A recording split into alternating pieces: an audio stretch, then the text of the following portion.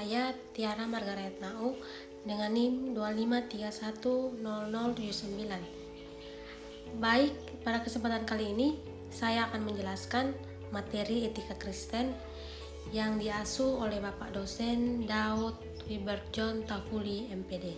Pada kesempatan ini saya akan menjelaskan mengenai pengertian etika Kristen, tujuan mempelajari dasar-dasar etika Kristen, cara mengambil keputusan etis, serta perbedaan antara etika Kristen dan etika umum.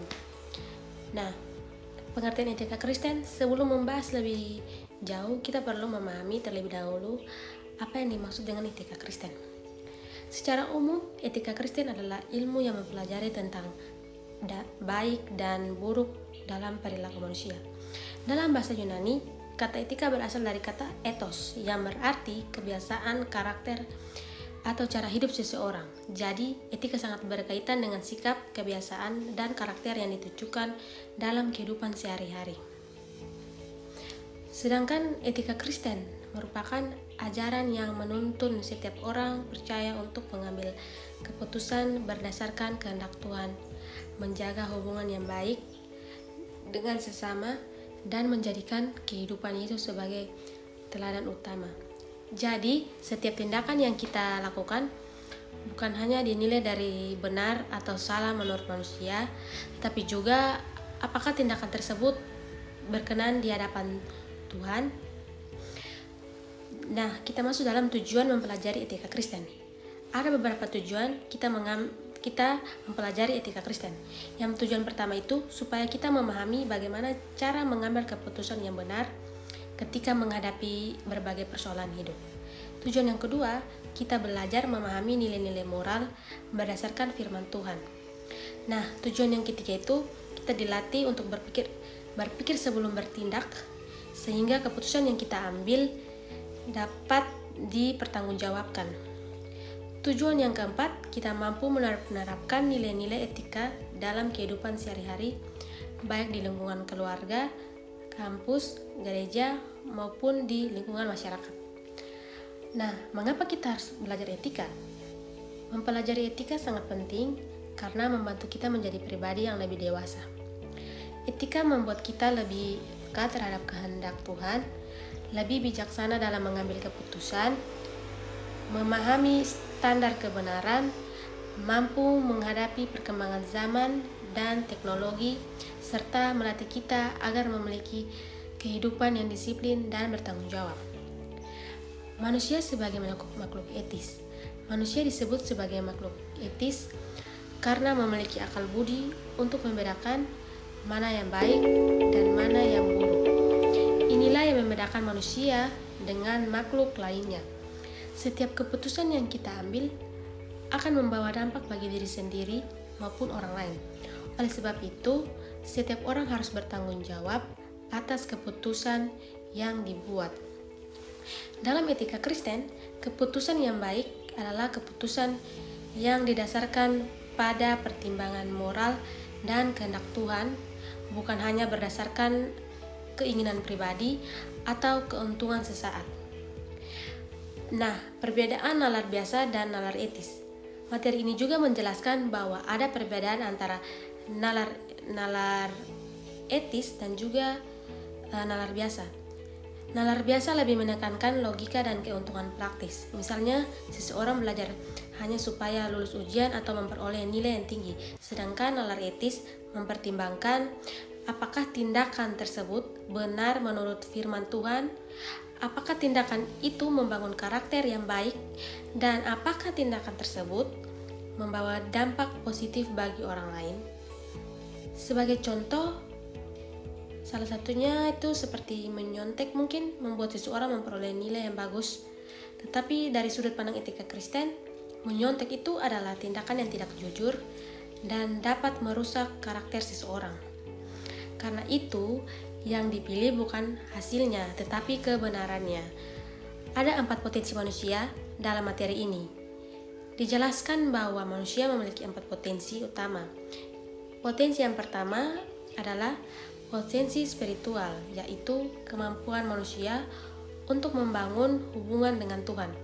Potensi yang kedua adalah potensi intelektual, yaitu kemampuan berpikir, menganalisis, dan memecahkan masalah. Potensi yang ketiga adalah potensi moral, yaitu kemampuan membedakan benar dan salah melalui hati nurani.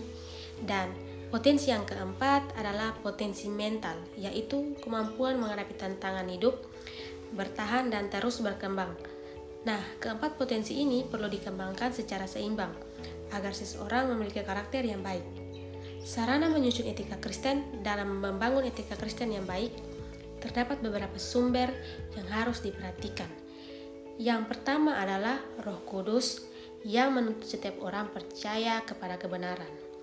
Yang kedua itu adalah Alkitab sebagai sumber utama norma dan pedoman hidup. Yang ketiga adalah dokumen atau ajaran gereja yang membantu menjelaskan penerapan firman Tuhan. Yang keempat adalah pikiran yang terus diperbarui melalui firman Tuhan. Dan yang kelima adalah pengalaman hidup yang menjadi pelajaran agar kita semakin dewasa dalam mengambil keputusan. Kasus-kasus dilema etika dalam kehidupan nyata sering muncul situasi yang sulit, misalnya memilih antara kepentingan keluarga atau pekerjaan, mempertahankan prinsip atau mengikuti tekanan lingkungan, serta memilih antara popularitas atau tetap menjaga nilai-nilai iman. Dalam kondisi seperti ini, etika Kristen mengajarkan bahwa keputusan tidak boleh hanya berdasarkan perasaan atau keuntungan pribadi, tetapi harus mempertimbangkan firman Tuhan, dampaknya bagi sesama, serta apakah keputusan tersebut memuliakan Tuhan. Prinsip dasar etika Kristen ada 7 prinsip dasar. Etika Kristen yang pertama adalah pertobatan dan iman sebagai dasar kehidupan orang percaya. Yang kedua, Alkitab menjadi sumber kebenaran. Yang prinsip ketiga, kita belajar memiliki cara berpikir seperti Kristus. Keempat, setiap tindakan harus didorong oleh kasih. Kelima, hati nurani menjadi penuntun dalam membedakan yang benar dan yang salah. Keenam, gereja menjadi tempat untuk saling menguatkan dan mengingatkan. Yang ketujuh, kita juga perlu memperhatikan kondisi sosial agar nilai-nilai Kristen dapat diterapkan dengan bijaksana tanpa mengabaikan kebenaran firman Tuhan. Nah, cara mengambil keputusan etis. Dalam mengambil keputusan etis, ada beberapa hal yang perlu dipikirkan, yaitu yang pertama, kita harus mengetahui siapa yang mengambil keputusan dan apa tanggung jawabnya. Keputusan yang kedua, kita mempertimbangkan tindakan apa yang harus dilakukan. Yang ketiga, kita memikirkan dampaknya bagi diri sendiri, keluarga, gereja, dan masyarakat. Keempat, kita melihat apakah masih ada pilihan lain yang baik. Yang kelima, kita memeriksa tujuan atau motivasi dari tindakan tersebut. Dan yang terakhir, kita mempertimbangkan keadaan sosial, budaya, ekonomi, dan hukum agar keputusan yang diambil benar-benar bijaksana. Perbedaan etika Kristen dan etika umum. Etika Kristen berpusat kepada Allah. Dasarnya adalah firman Tuhan, sehingga standar benar dan salah tidak berubah. Tujuan akhirnya adalah memuliakan Tuhan dan membawa damai sejahtera bagi manusia. Sedangkan etika umum lebih berpusat pada manusia. Ukuran benar dan salah biasanya ditentukan oleh budaya, mayoritas, kepentingan pribadi, manfaat terbesar, atau kesepakatan masyarakat. Oleh karena itu, etika umum cenderung berubah mengikuti perkembangan zaman. Nah, kesimpulan yang dapat saya ambil dari materi ini adalah sebagai etika Kristen mengajarkan bahwa setiap keputusan harus didasarkan pada firman Tuhan dan teladan hidup Yesus Kristus. Sebagai orang percaya, kita dipanggil untuk memiliki karakter yang baik, menjaga integritas, mengasihi sesama, dan mengambil keputusan yang benar, walaupun terkadang tidak mudah. Dengan mempelajari etika Kristen, kita diharapkan mampu menjadi pribadi yang bertanggung jawab, jujur, dan membawa pengaruh positif dalam kehidupan sehari-hari. Nah, kita masuk dalam pembahasan yang kedua, yaitu materi yang dibawa oleh kelompok keempat yang berjudul Etika Kristen dalam Mengajar. Nah, etika Kristen adalah pedoman hidup yang mengajarkan kita untuk membedakan mana yang baik dan mana yang buruk berdasarkan firman Tuhan dan teladan Yesus Kristus. Dalam dunia pendidikan, etika Kristen sangat penting karena guru tidak hanya bertugas menyampaikan materi, tetapi juga membentuk karakter siswa agar menjadi pribadi yang baik. Penerapan etika Kristen dalam mengajar dapat dilakukan dengan bersikap jujur, sabar, adil, bertanggung jawab, dan mengasihi semua siswa tanpa membeda-bedakan. Dengan sikap tersebut, guru tidak hanya memberikan ilmu, tetapi juga menjadi contoh yang baik bagi peserta didik. Guru Kristen memiliki peran sebagai teladan, pembimbing, dan pendidik karakter, yang artinya guru harus menunjukkan sikap yang baik dalam kehidupan sehari-hari, membimbing siswa ketika mengalami kesulitan, serta mengajarkan nilai-nilai Kristiani dalam proses belajar. Nah, nilai-nilai utama dalam etika Kristen adalah kasih, pengampunan, keadilan, dan kebenaran. Jika nilai-nilai ini diterapkan di sekolah, maka suasana belajar akan menjadi lebih baik dan siswa juga akan belajar untuk saling menghargai serta bertanggung jawab. Meskipun saat ini ada tantangan seperti pengaruh teknologi, perubahan moral, dan lingkungan yang kurang baik, guru tetap harus berpegang nilai-nilai Kristiani agar dapat menjadi contoh yang baik bagi siswa.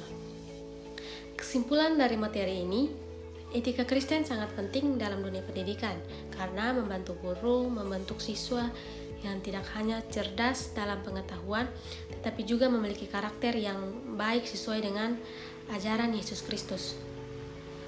Demikian penjelasan yang dapat saya sampaikan. Namun sebelum mengakhirinya, saya akan menyampaikan beberapa saran kepada Bapak.